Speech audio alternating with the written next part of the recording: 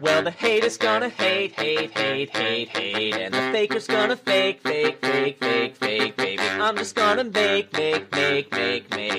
making luck, a Dominion podcast. Welcome to Making Luck, a Dominion podcast. I'm Jake, and I am here with Adam, and Adam is here with Parker. Parker's upstairs. You can probably hear him. He's currently screaming. He's with us. Yeah. In a way, yeah. We can't really get away from him. Well, Jake can, but not so much me. I can just go home. Yeah. But Adam goes home, and then it's there. Yeah. I am home right now. Yeah. And it is there. Yeah, that's true. Yeah. But, then trade-off is he's passing on his genes, I guess some people are into that, Yeah, right. Am I into that? It's kind of it's the biological purpose of us existing, right?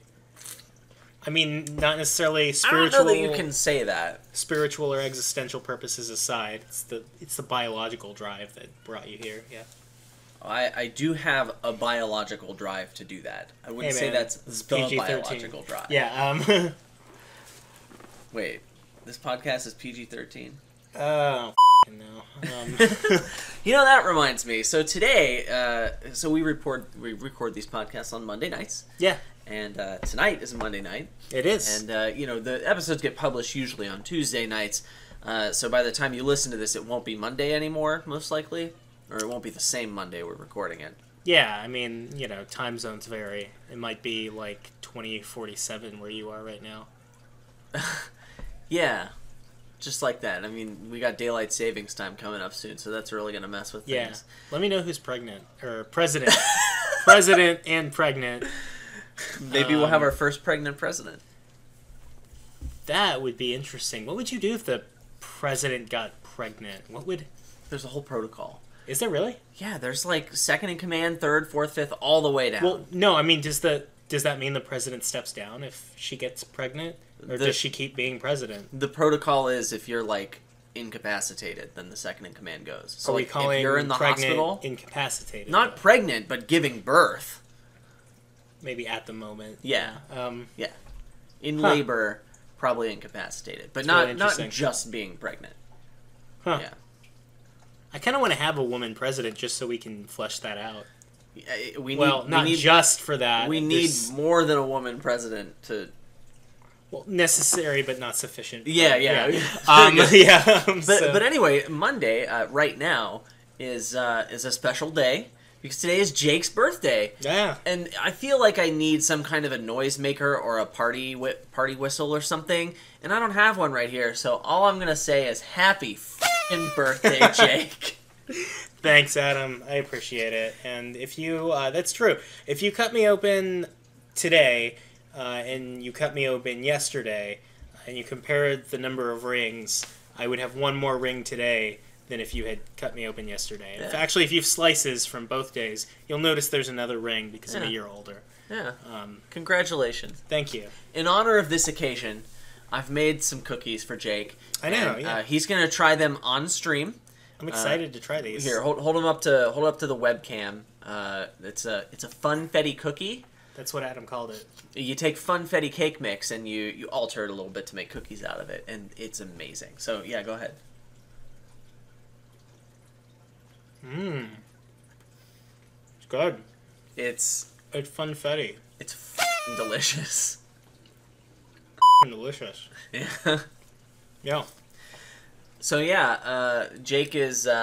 Good. Jake's nomming on that, and I figure now might be a good time to go over a couple of announcements. Yeah. The first thing is, if you're a video listener, we're going to try something a little different. We're just going to have the webcam in the bottom corner of the screen because someone told us we should try that. Yeah. So we're going to try our best to not pick our nose and eat our boogers and eat each other's boogers in the middle of the epised, but it's going to be a promises. Step. Yeah. So also, I wanted to announce that the next episode that we do is going to be a mini-sode.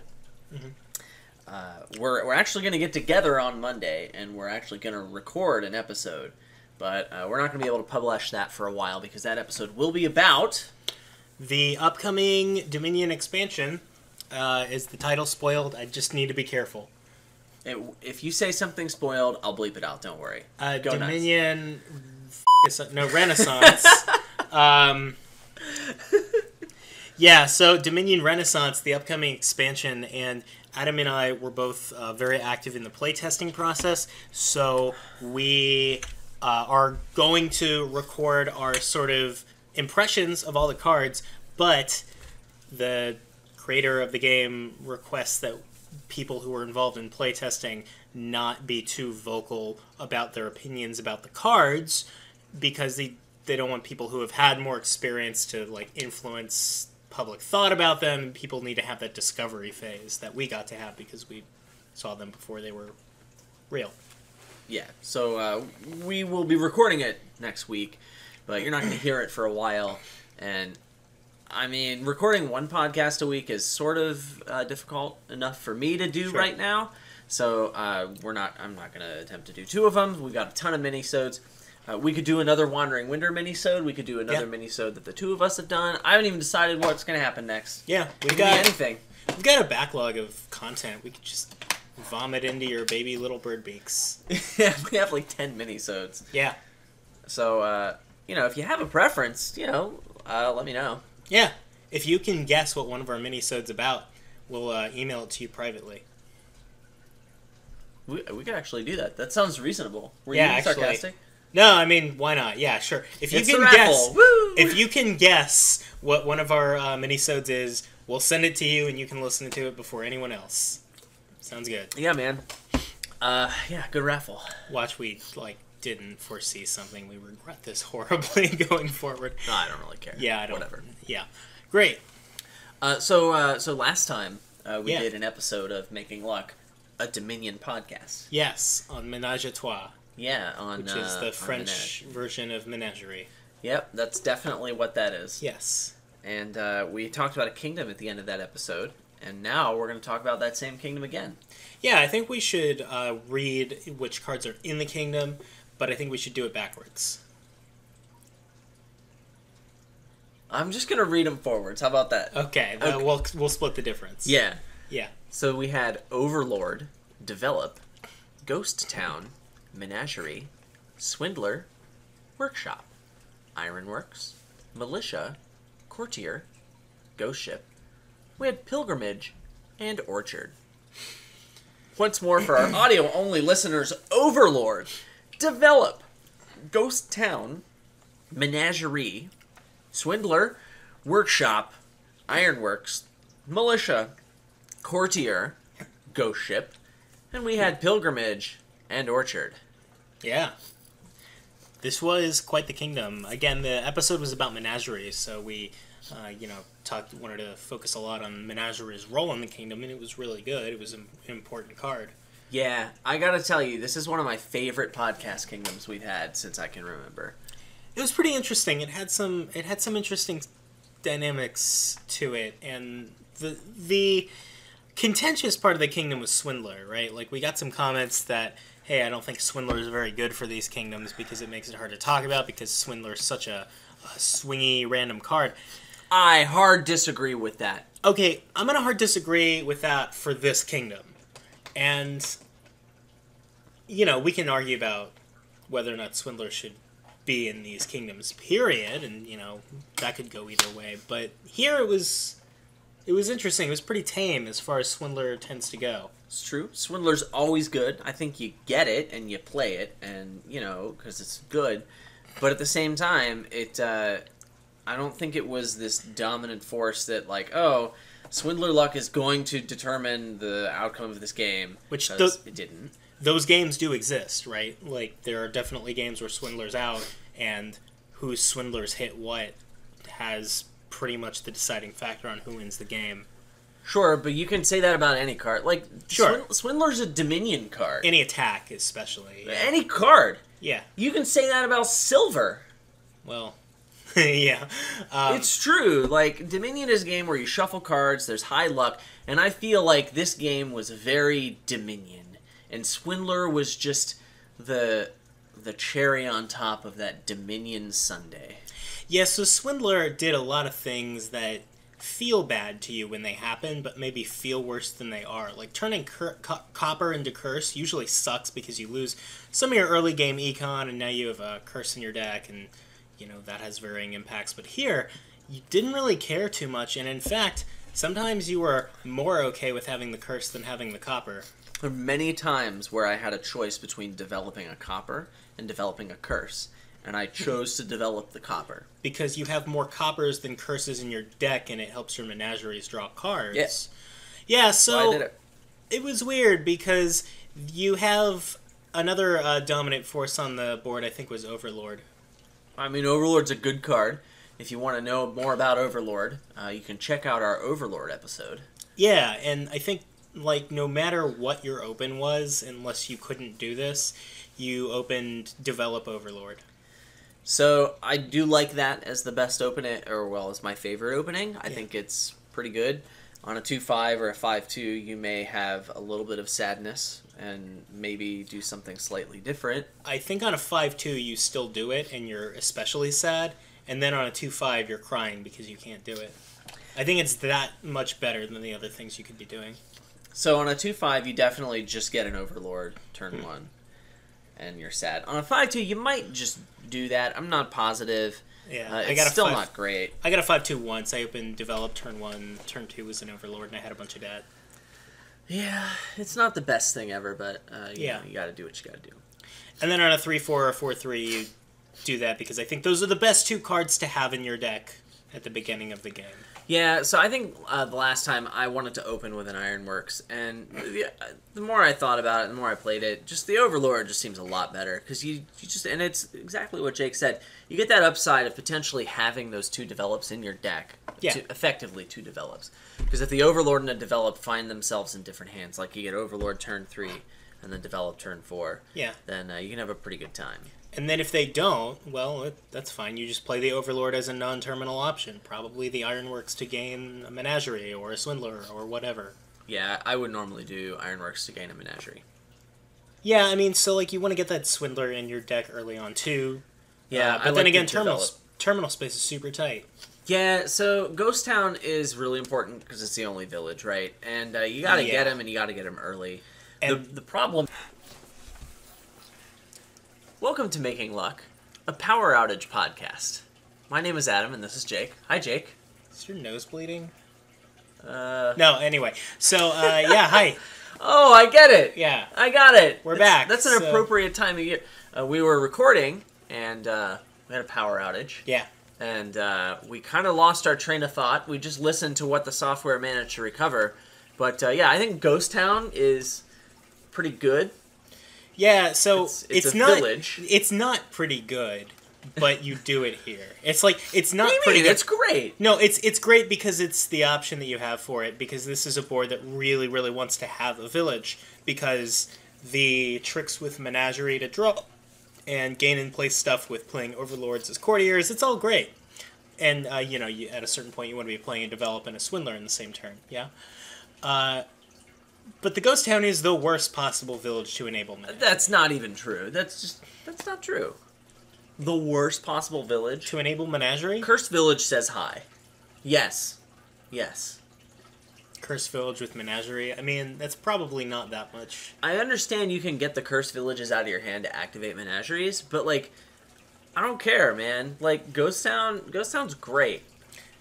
It's not great, but it's acceptable. See, I'm not building a deck that has just one of absolutely everything in That's true, but man, I had so many times where I started my turn with 2 Ghost Towns in hand, and I was like, well, this is just gonna suck. Yeah, that feels really bad. So, like, Menagerie's great. And the other thing is, like, the Ghost Towns increase your starting hand size, which is normally great, unless you're trying to draw with Menagerie, because you draw that extra copper, and then you're sad.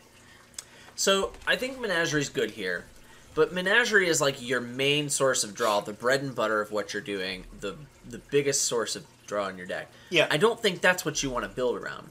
I think you want to put Menageries in that because they're going to trigger a lot of the time, and you can do some dances to make them trigger a lot of the time. But yeah, eventually you're going to put more than 1 Ghost Town more than 2 Ghost Towns in your deck, so you have more than 1 that you're going to play on a turn, and you're going to have some sad Menages, and that's fine. That's actually a really good point, I think, because the key to understanding, I think, the successful way you build on this kingdom is identifying which card is actually helping you win the game. which card you're playing a bunch of that actually wins you the game. And I think the answer, by the time your deck is done, by the time Silver. by the time your deck looks the way you want it to look, is not silver, it's courtier. Silver. I think, yeah. No, I think the person who plays more courtiers is no. The person who is to the point where they're playing their courtiers productively to get 2 options. The person who is in the situation where it's time to play courtiers fastest and plays more courtiers is the person who's ahead and the person who's eventually going to win. The person who is doing better will win the game. I'll give you that. Yeah, and doing better means you get to the point where you're more action cards, playing more courtiers because you've drawn your deck with Menagerie and you're gaining Courtiers gold and and action drawing card. it and buy coins, etc. Yeah. Yeah. So, yeah, and I mean, that was the card you play around. It wasn't really one of the attacks. The militia, the attacks can sometimes fill that role, but they didn't here. The militia and the ghost town really just served to make sure that your opponent's menageries went off. That doesn't mean you don't do them, but, you know, it's the attack doesn't really hurt. So the card that you build around playing every turn and playing as much of as you can every turn is Courtier, and usually Overlord as Courtier. Okay, that's a weird way of putting it, but sure, I guess. I felt like just building the thematic deck of Ghost Town and Ghost Ship together was really good, especially because we're so close to Halloween. This is true, yeah. Actually, so Ghost Ship you have to play sometimes to draw cards, because Menagerie is a good source of draw, but occasionally you're not going to draw everything with the Menageries, so you use Ghost Ships as a little bit of mid-turn draw. And it's kind of weird because you usually want to play a Swindler that's in your hand too. So you play the Ghost Ship, and then you have set up your opponent to get to trash whatever they want with the Swindlers. So it gets kind of weird. You can very easily accidentally help your opponent if you don't play your Swindler before your Ghost Town. Yeah, rip-a-rooney. Yeah, it happened to both of us. There's Like, a lot of... a couple of times each. This is a really thinky board. Like, there's just a lot of things you can do in your turn that are really crunchy. So I would recommend watching like the videos that we're going to publish along with this. Yeah. I played a few games with Wandering Winder, and then after that I played a few games with Jake. There's videos of all of these. Yeah. You're going to get to watch Jake resign a lot of games. It's pretty sweet. But I didn't resign a bunch on this kingdom. You resigned... Oh, you only talked about resigning. No, you didn't actually resign I joked a lot. about resigning. Yeah. I like we went like mostly 50-50 on this kingdom, right? I don't think you resigned any games this time. No, I think think about it. You Yeah, just I think- talked about resigning. A lot. Yeah, I because you know, time to resign is a meme I have. But Apparently, that's a meme now. yeah. So Making Luck, a resigning podcast. yeah, so this kingdom definitely does have a really fair degree of execution. Provinces didn't pile once. Did any of us? I think I got a province one time, It happens, and but, it was like, just Orchard to is- keep you from piling with a lead. Yeah, That was the only reason I got it. Orchard is it's a lot of points. And Menagerie's pile, Ghost Town's pile. That's happening.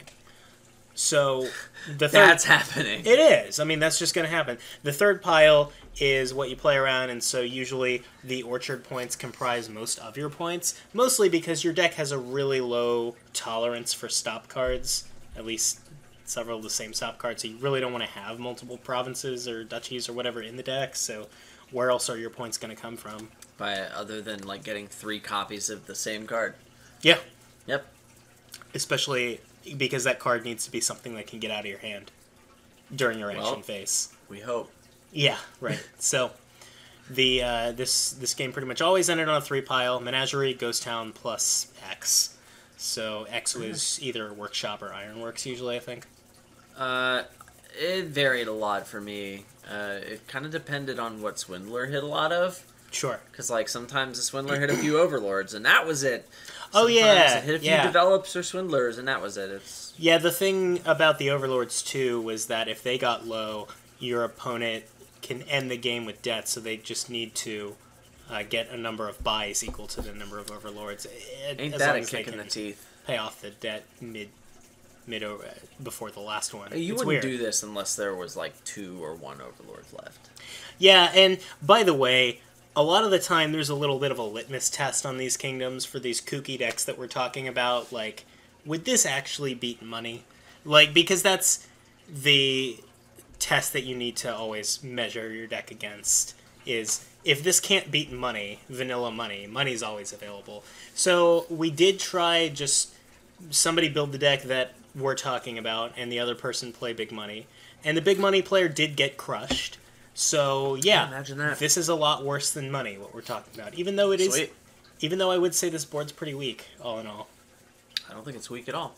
I think it's beautiful. I think it's unimpressive. What is your problem, man? You're just not impressed by anything. Like, No, man. on a scale from 0 to 10, like, what even is a 10 for a Dominion card for you? You're like, Donate. I don't know. There's Donate in King's Court, and that's about it. That's exactly what he sounds like. I do a great impression of Jake. Yeah, man. And I'm like, what about all these other cards? You're like, no, just Donate in King's Court. Is that actually what I sound like? Yeah. I don't actually listen back to the audio, man. Yeah, you should. Yeah. You sound just like that. Nice. Hi, my name's Jake. I like rats. Wow. Yep. I don't even think I said that. But anyway, so that was... Hey, Toby. That was that kingdom, and then this... Let's do a raffle. And then this episode is going to be about knights. Yeah, because it's so- Jake's birthday, and we were Yeah. like, Jake, what card do you want to talk about? And he's like, and then he like said like 6 of them. It's like, okay, Jake, I think we can only do one. And he was like, okay, knights. Yeah. So, I mean, knights is a card, is an attack from the Dark Ages expansion, which I really like. It's my favorite attack in the game, actually. You hate attacks, too. I don't love attacks in general, just because I'm not huge on player interaction. I'm kind of just like, leave me alone. I'm building my deck. But Jake likes to build things up, not tear them down. yeah, I like to tear things down. yeah, and Knights is really good at that. But so Knights is, in my opinion, the most dynamic and interactive attack in the game, and a lot of people dislike Knights quite a bit. And don't get me wrong, I'm not here to tell you that your preferences on Knights, whether or not they're in the kingdom, are valid or invalid, but I do hear a lot of people cite reasons for disliking Knights that I 100% disagree with. Yeah. So We're a hopefully, bunch of idiots. right? So we're gonna hopefully maybe debunk a little bit about what Knights do and don't do to the kingdom while we're here. Sure. So the Knights pile is interesting because each knight is different. It's 10 unique cards, but they all share the same text in terms of the attack that they provide. So bottom text is always the same, it's this attack, and then the top text is variable based on which knight. So that attack text is that each other player reveals the top 2 cards of their deck, and trashes one, costing from 3 to 6, discarding the rest. If a knight is trashed by this, trash this. So in other words, you play your knight, your opponent mills the top 2 and trashes one in that price range, and if they choose to trash a knight that way that they bought, your knight dies in the process. It's so thematic. I know. It's like a joust. Yeah. And all of these cost 5, except Take for... the cards and you run the physical cards into each other. Yeah. One of them gets ripped out. Yeah. So both of them get ripped out. Yeah, both of them. So all of these cost 5, except for Sir Martin. He costs 4 because he has low self-esteem. Yep. Yeah. So, other than that, they all do different things that we can get into. I mean, we could get into, but, like, I don't think it matters all that much, all the different things they do. They have just, like, random little bonuses, and I don't really care. Yeah, that's people's main complaint about the Knights pile, I think, is that they're too variant in terms of the benefits they give each player, but there are a couple of problems with that. One is that that's not the most important thing the Knights are doing. The attack is why you're buying this card. And 2, the Knights die. They die. They're not going to be around for very long. So any given knight being better than any other given knight on a board, it does not matter. It's going to die. Yeah, so I gotta tell you something, Jake. I hate black market. and I hate it because there's cards that one player has access to that no one else has has access to those cards, and I hate that. I just don't like it. Sue me, whatever. And so I looked at Knights and I was like, this is terrible! 10 cards that only one person has access to, and I played with it for a while. And I'm like, okay, this doesn't make much of a difference, except for Dame Anna. Yeah. Screw you, Dame Anna. So it's interesting. Specifically, Dame Anna, when there's no trashing and you can get her early. Those are the times when Dame Anna matters. And that's the only knight that matters, really. She's the one that can trash up to 2 cards from hand in addition to the other garbage when you play her. And so, like, a lot of the other knights, they'll give you some benefit and whatever. It's just something that happens for that turn, and that's a thing. Yeah. Dame Anna's benefit can have a lasting effect in some circumstances. And I've played some games that were decided by that, and I tell you, it got my blood boiling, and I hated it. And for the longest time, Knights was on my hate list. Right, but the thing is that those circumstances are actually kind of rare. The reason that Dame Anna sometimes decides games is she's the only Dame Anna, whatever. Anna, like Anna from Frozen, yeah, like Elsa's sister, just like that. So the only reason that Dame Anna/Anna would decide games is she's the only trashing. If there's other trashing, guess what? She's not actually that great of a trasher. And 2, you have to be able to get her early enough to matter. And you have to be able to play her like once or twice. But then if those things are all true, that's a lasting impact on the game. Like if Dame Sylvia or Sir Martin are really good that game, and I play those, eventually they die, and I don't have a permanent benefit from that. Yeah, it's just I've never seen it happen that way. Yeah. Actually, so what I do about this is when I'm playing with physical cards, I have a little house rule that I like to do where I just force Dame Anna to the bottom of the pile and let everyone know about it because that's fair, and then just shuffle the rest of the knights. And I gotta tell you, I haven't had that problem since then. And, and actually, if I were to ever include knights in a tournament in a kingdom in one of my tournaments, I would do it that way. And there's a tournament in Ypsilanti, Michigan, that is in just under 2 weeks that I'm going to, and the TO does that based on my suggestion because it's super great. So that's just something that helps me get over the salt I have for Dame Anna. Screw you, lady. And I'm gonna say that Adam's solution is totally valid for a competitive tournament setting, and B, this is assuming too that the knights are the only trashing on the board. If there is other trashing on the board, I don't even think you need to do that. Dame Anna is not that great of a trasher. Yeah. Like, she's cost 5, and she's a terminal card that all she does is trash and do the attack on your opponent. Like, it's not that great of a card in general. Yeah, anything that costs 5 and is terminal is just really bad. Yeah, totally. Yeah. Like MOUNTEBANK? Yeah. What a terrible card. So, I think we've gone over a little bit of what the knights don't do. Right? The impact that they don't have on the game. What is the actual reason that knights are a powerful card? Because they are. Knights are a very powerful card, and they can be a centralizing force when they're in the kingdom. So, this is a term that, I don't remember who came up with it, but you coined it when you wrote about this in an article. It's the nightmare. But nightmare is spelled with a K at the beginning. Yeah, Night, it's really cool. Nightmare. Yeah, I'm super clever. But yeah, I think RTT came up with that, and I just shoved it into the article. Okay, but well, if I remember, it doesn't matter. It's pretty great. Yeah, so I was calling it the Doomsday. Anyway, so the idea is that you end up in this situation where so many knights have been played on you, and in such frequency, that you have trashed everything in your deck that costs between 3 and 6, and every time you put something new into your deck at that price point, on your opponent's turn, it's going to get trashed, and because they're playing so many knights. And the thing that makes you realize is that everything that actually does anything good for your turn costs between 3 and 6. Oh man, life is rough. Silver, it's so good. Yeah, and the knights just getting into this sort of specific kind of pin from knights where your deck is getting torn down faster than you can build it up is what I've called the nightmare. It's just this game state that you can be put into where you're effectively out.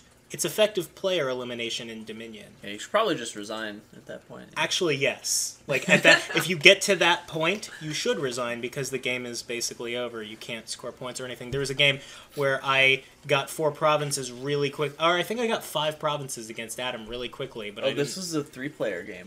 But I didn't respect what knights did, and then my whole deck was trashed, and eventually it was just 5 provinces, and Adam was down because I had 5 provinces, but I couldn't do anything else, so he got duchies and won. It doesn't really necessarily have to come to that, though. The thing is that game state doesn't actually happen very often, the nightmare. The thing you need to understand, though, when knights are on the board is that it can happen, and that's why you need to play around knights.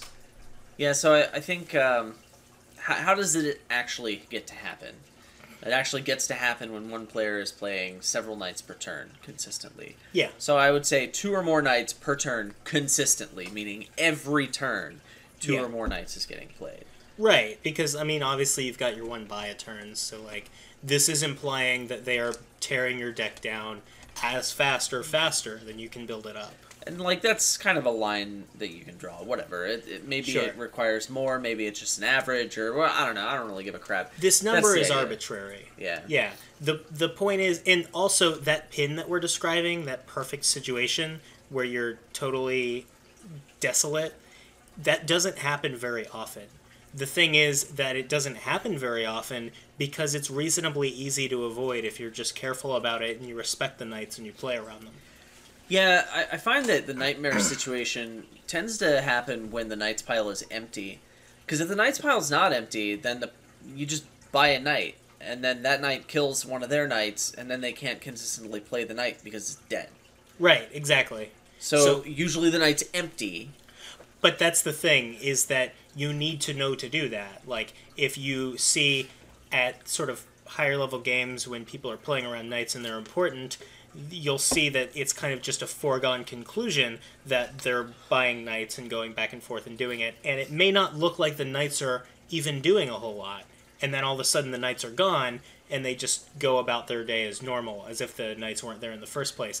The reason they had to do that was because if one player didn't start going for those knights and the other player did, they could put them into this nightmare scenario.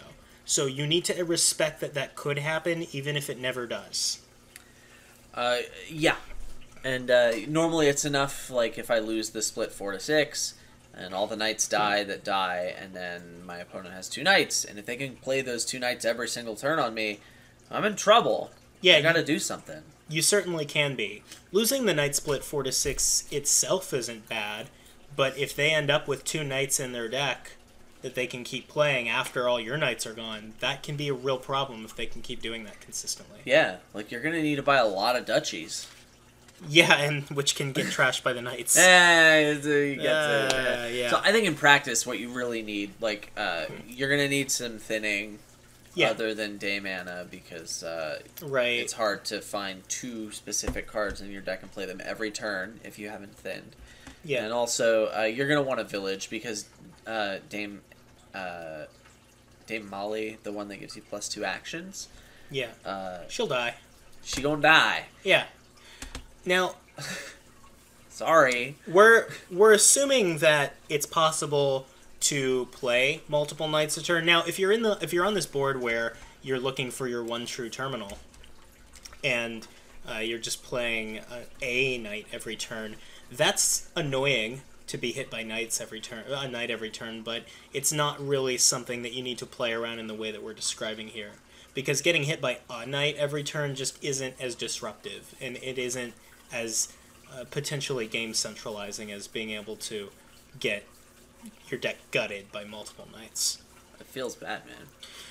So, like, yeah, like, what can you do?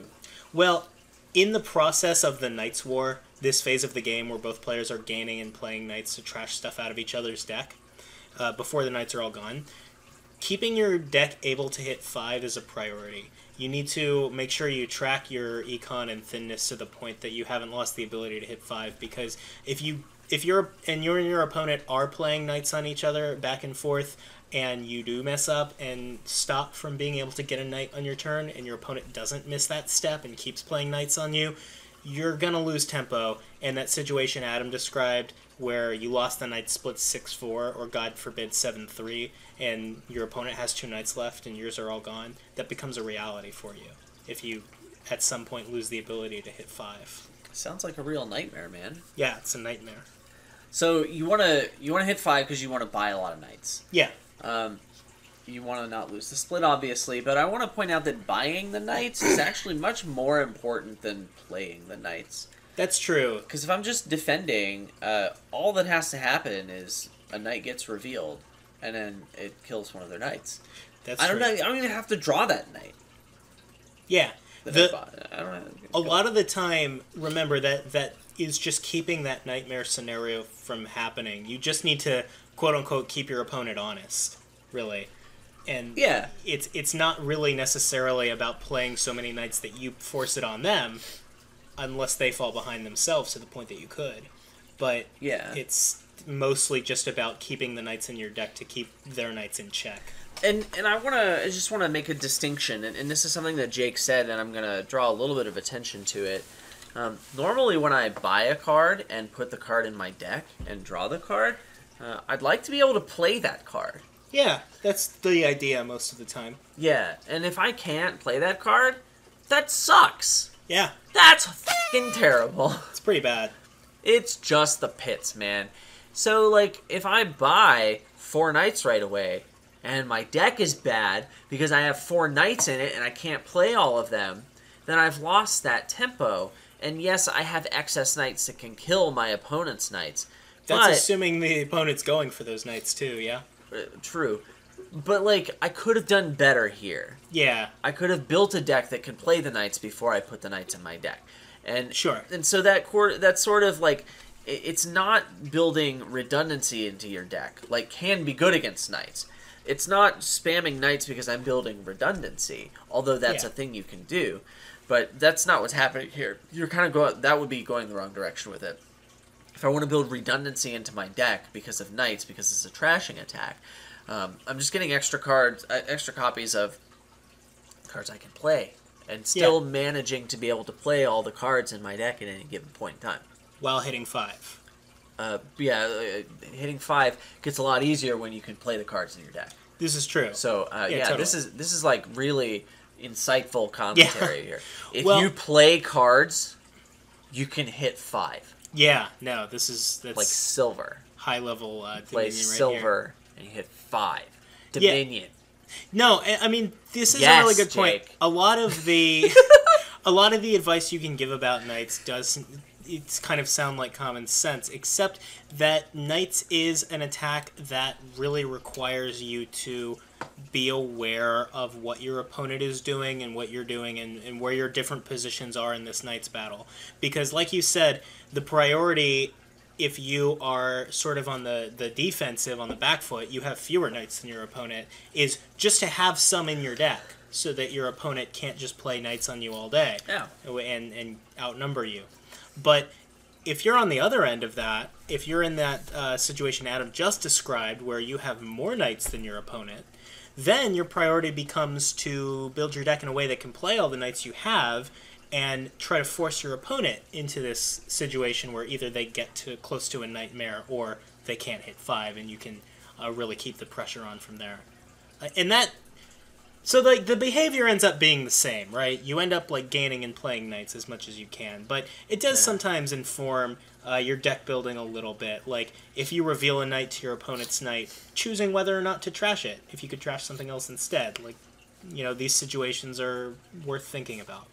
Yeah, I mean a lot of times it's easy to just say you spam the knights till they're gone, but knowing why you're doing it can be helpful because reasons. Well, and because sometimes you do it differently, too. Like that's a reason. If you've got the royal carriage in the kingdom, sometimes picking up an extra royal carriage instead of an extra knight can help you if you're already on the offensive and playing those knights. Yeah, when playing knights is more important. Yeah, that's a good point. Royal carriage, it's a card. Yeah. Dominion. So what else can you do about this? So I mentioned duchies earlier. Don't do that. You probably don't want to buy duchies. I mean... That's not to say you never buy duchies in a Knights game, because, like, eventually the Knights are going to run, and maybe some other pile is low or running. And so at that point, yeah, sure, get the duchies and just kind of hope that, your duchy doesn't get killed. And that's great, but I would say that's usually a little better when you've lost the Knight split, because when you've lost the Knight split, your opponent has this inevitability of, like, I am going to destroy everything you have if you give me enough time to do it, so you are incentivized to maybe... try to end the game. Yeah. So duchies can be great for that, but otherwise, like, if I'm getting nightmared and I'm like, oh, I'm going to need some points, better get a duchy. That's not going to work. Don't do that, because your duchy is going to end up in the trash. This is true, and in other words, to avoid that situation in the first place, I think there needs to be the wisdom in your mind to keep playing around knights until one of two things happens. One, the knights are gone. That's a pretty good incentive to stop buying knights. You can't. Two, wow, he's really good at this game. Yeah, I know. The game is close to, even if the knights aren't gone, if the game is close to its final shuffle, and you're to the point where maybe you haven't won the Knights War, but you have gotten far enough that your deck can sputter across the finish line with what it has. Yeah. Hold on to Dame Josephine like she's 2 victory points. Yeah. Oh, that's just so bad. Yeah, totally. What are some other things you can do about Nightmare? Well, there are, and this is not just about avoiding the Nightmare, but also just playing around Knights in general. There are things that make your deck Knights-proof. Yeah. And in particular, we're looking at payload that's Knights-proof, because deck control that's Knights-proof is great, but you need to be able to keep hitting 5 to actually have a threat in your deck to the Knights. So the biggest Knight-proof payload, the one that's most easy to play around, is Fool's Gold, I'd say. Really? Yeah. I would say the easiest one's Platinum.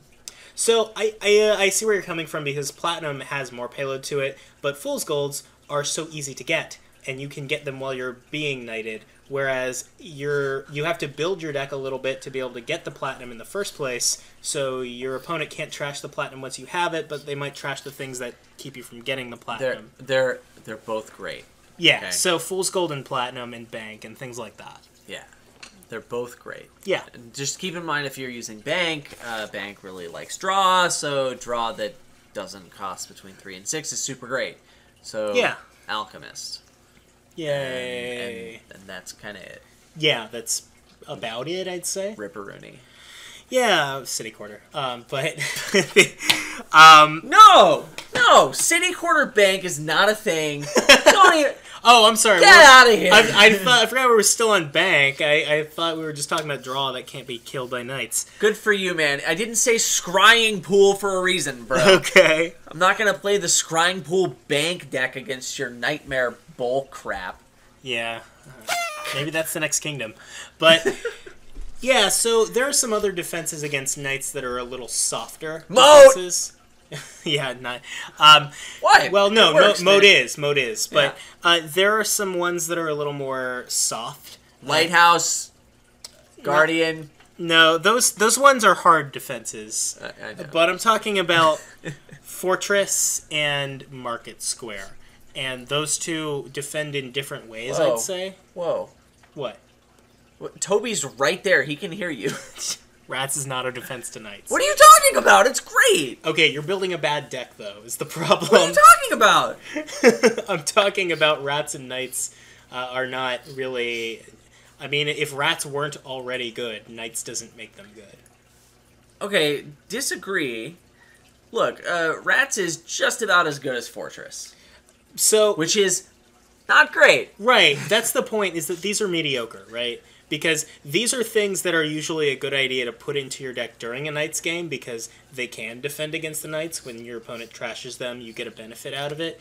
But it's not necessarily a reason to not go for Knights, or a reason, or a full stop to the attack that you're going to be hit with. Because you can't guarantee that your opponent is going to be hitting your fortresses and your rats, whereas... they can keep doing that and building their decks. So luckily for you, though, Rats is really good at adding a lot of copies of the card into your deck to increase the chances that the Knights hit the Rats. I do want to stress again that in a Knights game, you usually want to make sure you can keep hitting 5. Yeah? Yeah. Yeah. And when my opponent trashes a rat and draws me a card, bagoosh! You are wondering how you're going to hit 5. I have so many cards! Yeah, that's great. Toby is ready to go. You can put like a little helmet on him and give him a lance. Yeah. And just like have him ride another rat like a horse. And then just like, instead of saying charge, he makes this cute little squeaking noise like... And if you ignore theme, you're just going to lose. That's right. So the other things that are like soft defenses to the Knight's attack are gainers. And I mentioned Market Square earlier because... That's like... Ugh. Market Square is a pretty decent defense to the knights because you trash a card and then you gain a card back. Don't get me wrong, I'm not calling this a counter, I'm calling this just a defense because... This is like even worse than rats. It's a way that helps your deck kind of stay viable in the face of the knight's attack, is if you're gaining cards back so that they can't break your deck down faster than you're building it up. I mean, yeah, gainers are okay, but like... It's like... It's not... I mean, it's mediocre because you still want to be... This is implying that the gainers are helping you build a deck that's better than the deck that it's playing the knights on you. Alright, it's a soft defense. It's not countering the knights. Usually you want to do both, right? Because if basically what it boils down to is the gainers are also good in the knights game because it's helping you defend against the knights and you're still going for the knights yourself. Yeah, Dame Natalie gains cards costing up to 3. Woo! It's gainer! Yeah, indeed. Yep, then she dies. Rip. She does, and then you keep playing the Knights War. Yep, Ripperoonie. But you got to gain some cards, and you're happy about that. You got to gain a card. Because she died immediately. Hope you like that card. Yeah. Yeah, so the other thing that you want to look out for, things that make the Knights particularly good, I'd say, are any doublers, like any Throne Room variant. Like a Royal Carriage or a Throne Room or King's Court, stuff like that, because those help you play the Knight's attack multiple times out of a single copy. And normally, to play multiple Knights in a turn, you need to have a village because they're mostly terminal, and you need to be able to draw the Knights, and you need to play both the Knights in the same hand. Whereas with a doubler like Throne Room or King's Court, a single knight lined up with that one card is enough support to attack your opponent consistently with the knights. So it just accelerates the Knight War in a way that makes you really need to play around them all the more aggressively. I mean, the whole point was to be playing many knights consistently. Yeah. And Throne Room helps you do that. It's really good at that. Yeah. So, yeah. The other thing, and this one I really can't stress enough that you need to be on the lookout for if Knights are in the Kingdom, is any way to gain or play them from the trash. And in particular, the most prominent one, in my opinion, is Necromancer. Because Necromancer in a Knights game really kind of changes the pacing and the way the whole game goes down. It never ends. Yeah, the Knights War is never over until all the Necromancers and all the Knights are gone. I mean, Rogue and Graverobber and Lurker, they all kind of do the same thing. Yeah. Where the Knights just, they kill each other and they come back from the dead and they kill each other again. And, right. Yeah. And it's funny because Necromancer functions as a second Knights pile. There are kind of 20 Knights in the Necromancer game because the Necromancers can get trashed by Knights too, but then they can play Knights and they're safe while they're playing Knights because the Necromancer can't get trashed. So it also, yeah, it can't get trashed when it's being played as a Knight, right? Yeah. I also think it has the strongest thematic connection, followed by Graverobber. Yeah, that's true. Yeah. The Necromancer is also really the strongest Knights enabler / prolonger because remember how we said that the individual effects of the Knights aren't really that important because the Knights die. That becomes a lot less true in a Necromancer game because you can play the Village Knight and then the Terminal Draw Knight consistently if they're in the trash because you can just play Necromancers as them, so you can get the best Knight effect every time. I'm thinking Sir Cantrip. Sir Cantrip, yeah. Yeah, it's a good Knight. Yeah. So... Good Night Moon. You know, while we're on the topic, the individual Knights, they all do different things, yeah? And, I think we've addressed this by now already, but I don't think that really matters at all. But not really. I mean, they're all gonna eventually die, right? Just like the two of us. Just like everyone listening to this podcast. Yeah. So like, what's the point of doing anything, really? Hashtag Namaste. But anyway, I guess they are different. They do some different stuff. So like, that gets people talking a lot. People talk about which Knights you want to go for or prioritize, and I really just don't think that matters at all. But yeah, I'm never gonna buy or not buy a Knight because that's the Knight I want. It's on the top of the pile. now is the time to go for it. Yeah. I think the only time that ever happens is if I have $4 and Sir Martin is on top. Now, Woo! I will say occasionally, if Sir Martin is the only plus buy, that is the case. No. That's never, ever happened. I've had it because happen. during the night slugfest, Yeah. you're never going to have enough economy to make use of a card that just gives you 2 buys. And then he dies. That's true. I mean, the fact that you can get those extra gains and he was the only way to do it means that playing him a single turn could set you forward a little bit. But yeah, I see what you're saying. But that never happens. That's just not a thing that happens. It's super rare. It's like winning a chariot race. It just doesn't happen. Yeah, so it's never happened before. I mean, we can say these things that are kind of mostly true, like Dame Anna is the best knight and Dame Josephine is the worst knight. Oh, by the way, the Dame Josephine is the worst knight because you know how we said these benefits don't matter really, especially Dame Josephine's, because hers has to matter at the end of the game. Guess where she's not going to be at the end of the game? Your deck. She'll be dead. But the yeah, so Dame Josephine is pretty bad, I can say. Dame Anna is the best one because she's Elsa's sister, and Elsa is by far the best Disney princess out there. And the whole, okay, spoiler alert for Frozen coming up here. If you don't want to be spoiled, please don't listen to this. But Sir the whole Martin's pretty good too. Love the discard attack from Sir Martin, it can be pretty important, especially for coming back to that necromancer situation. Yeah, Sir Michael. You said Martin. Yeah, my bad. M's. And also the bad guy from Frozen, like, what a dick. Yeah, so... the non-terminal ones, I think, are pretty nice. Yeah. Because, well, I mean, the cantrip one's super great. Being able to play lots of knights is great. Yeah, the ones that are non-terminal, Sir Destry and Sir... Wait, no, I'm sorry. Sir Destry is the one who's the cantrip, right? You want Dame Molly and Sir Bailey.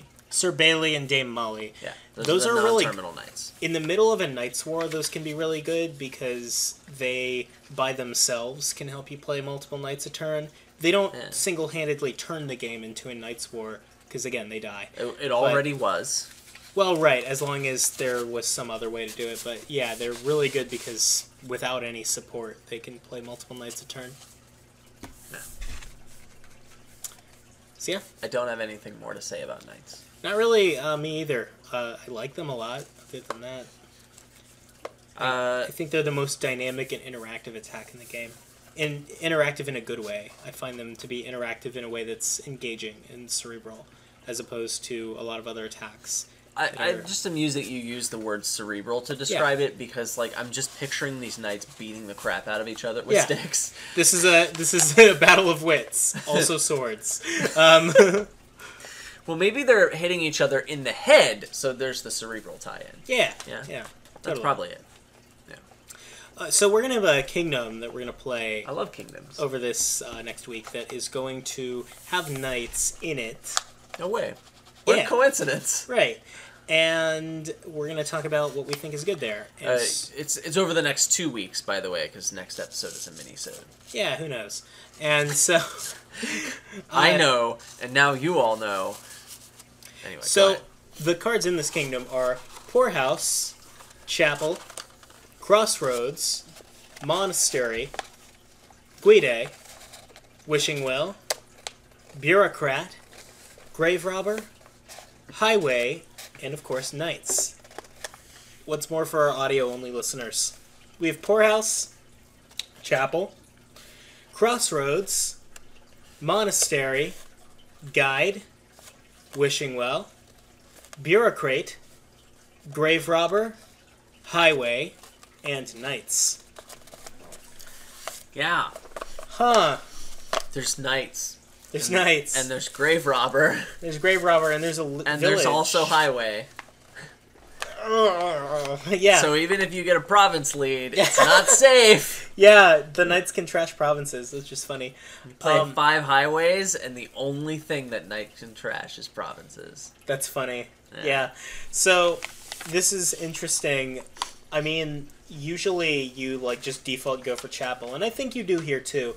But Knights does challenge the assumption that you want to get thin really quickly, or really, really thin, at least, because getting thin is kind of dangerous in a Knights game. Yeah, you don't want to get totally boned. So I think you're going to want to pick up a Bureaucrat.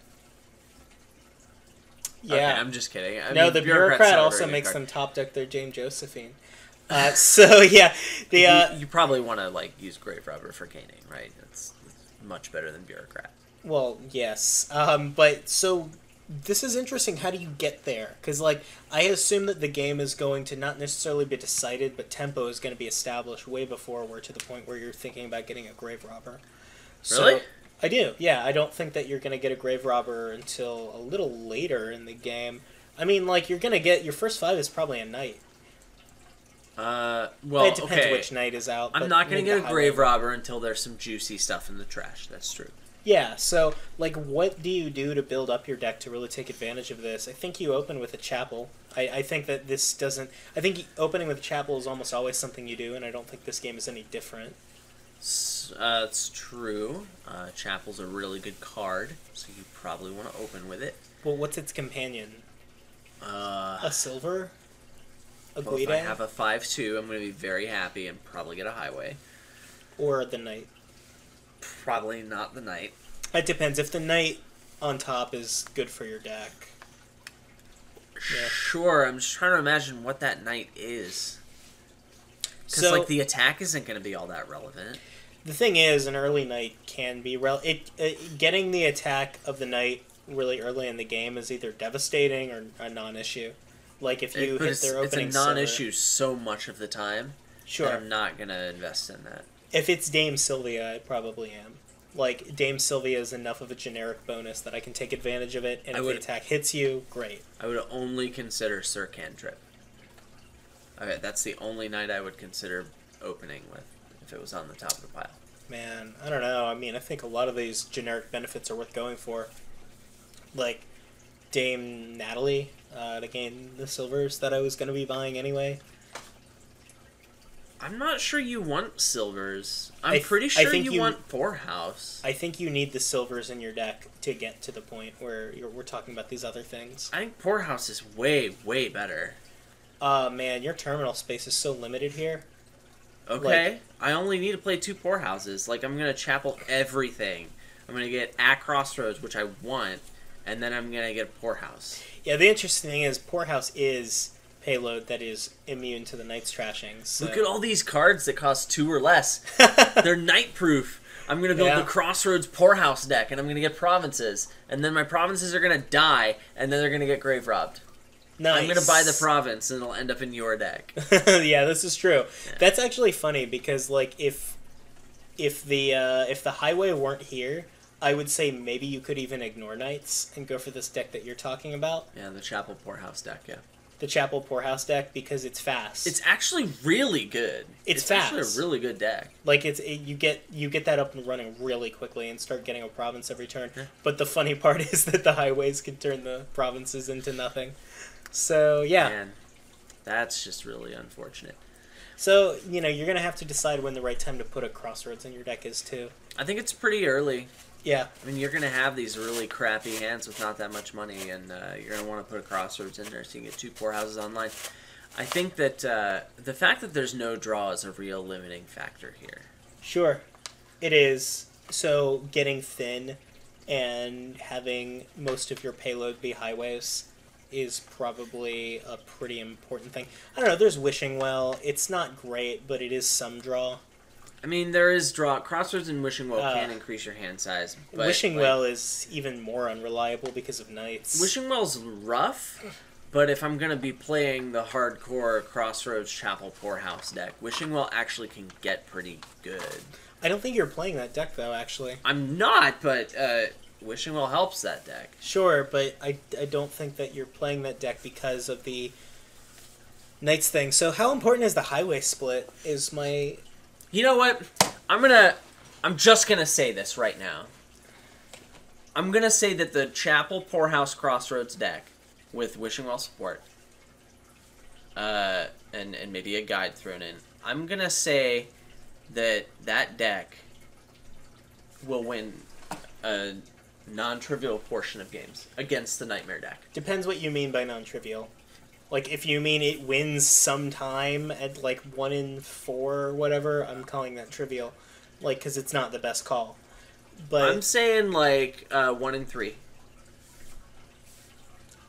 I think the Knights player has to get pretty unlucky for that to be the case. I don't know. You know, the more I think about it, though, like, the Knights player is, I mean, they're going to quickly stop playing Knights, right? Because it's going to be pointless. The only thing the Knights can hit is a Wishing Well and, like, whatever, I don't care. They're going to put highways in the deck, and then it's not going to be pointless anymore. Right. So they're going to transition. They're going to transition to buy X number of highways to put those heat-seeking missiles into their deck to hit your provinces, right? They're going to nuke your provinces, right? Yeah. They're going to change their plan because they're smart. Sure. I mean, I think that was the plan anyway, though. Like, I think if you're if they both go for Knights, you have to let the Knights kill each other for a while and do that thing. But you know, if I'm playing this Courthouse deck, my opponent's going to be smart. They're going to get some highways. They're going to laser focus down my provinces. Okay. Yeah. I'm going to have a number of these non-province cards in my deck. Okay. And that concentration is going to stay roughly the same, assuming that that it gets likely enough and the Knights kill a province. Okay. Yeah. The Knights player is not consistently going to be able to hit a province like every single turn. I don't know about that. It's hard to draw all those cards together, and they won't always get it to happen. Maybe not, but you've got the highways to do it as often. Sure, go ahead. You have the highways to enable it. But if I'm going to buy a province every turn, and I'm going to stay viable because I'm not going to have too many provinces in my deck, and I'm super fast to get off the ground, then the fact that these provinces are going to get trashed, provinces are leaving the supply, and I think that deck can win games. Man, I don't know, because, like... I still think you go for the Knights. I think that's probably better. That deck doesn't have any flexibility, what you're talking about, too. It doesn't need it. It buys provinces. I don't know, man, because, like, you get to that point, and then I can stall by buying duchies or whatever. In the meantime, I'm grave robbing your provinces. You definitely don't want to buy duchies. You nuke my provinces, and you gain them from the trash with Graverobber. Sure, but like if I absolutely need to because I'm worried that you're going to empty the last province from the supply or what, the duchies are probably bad, but I don't know. I don't like that deck that you're talking about, and I don't think it's going to win. Don't count it out, man. I'm counting it out. Let us know what you think. You can get a hold of us. You got 2 weeks this time, because next episode is going to be a mini-sode. Yeah. So you got 2 weeks to get a hold of us. Let us know what you think is good here. Do you think the Poorhouse deck can compete? Or do you think it's just Nightmare, Doomsday, Graverobber, all of that hot garbage? Yeah. Do you think that's the way to go? You can shout at us on the forums or our Discord server. Or you can leave a comment in the YouTube video if you're a video listener. And let us know why you think Dame Josephine is the best knight. That's the most important thing. I think that... you can get to all of that stuff from adamhorton.com. There are links to everything that I just said there. We would really like to hear from you, particularly about this kingdom. It would be super great. Totally. Yeah. And everyone, if you're going to leave a comment, just remember that today, the day we're recording this, is Jake's birthday. And so you should, if you are so inclined, let him know how you feel about that fact. And the fact that I am 1 year closer to the day when I will eventually leave the mortal coil. Yeah. I mean, all of us are going to die, and that's great. And today, I'm a year closer to that, but you too Maybe we'll die today. Yeah. It can happen. I tend to get on Discord while I'm driving home, so maybe you'll be able to talk to me as I'm dying. Sounds great. Yeah. It's very thematically appropriate for this episode. Yeah. So we had the beginning of this episode where we talked about the ghosty ghost deck. And your power died. The power died in the middle of recording episode. Yeah. Halloween is this week. We have some spooky ghost decorations. Got a super adorable Halloween costume for the kid. That's true, too. Yeah. What's he going to go as? He's gonna be Max from Where the Wild Things Are. Oh, cool. Yeah, super cute. Hopefully he'll be asleep because we like him best when he's asleep. Yeah. He's quieter that way. I would imagine. Yeah. But anyway, we appreciate you listening. If you have any requests for the mini-sode that plays next week, let us know. Or any sorts of comments or questions or any kinds of requests that you want to see for this podcast. We're here for you, and we want to hear from you. He's giving a thumbs up. Can you see me in the... Maybe they can if they're watching this on YouTube. But yeah, we'll be back in 2 weeks, but kind of in 1 week. Yeah. Thanks for listening to Making Luck, a Dominion podcast.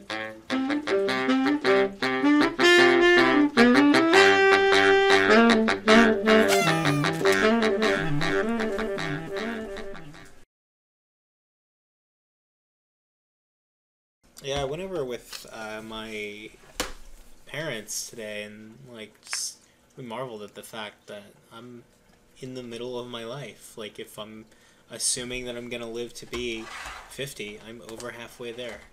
Congratulations. Yeah. So it's all downhill from here. Pretty much. Yeah. How did you deal with it when you started getting old? What are you talking about? Denial, mostly. Okay.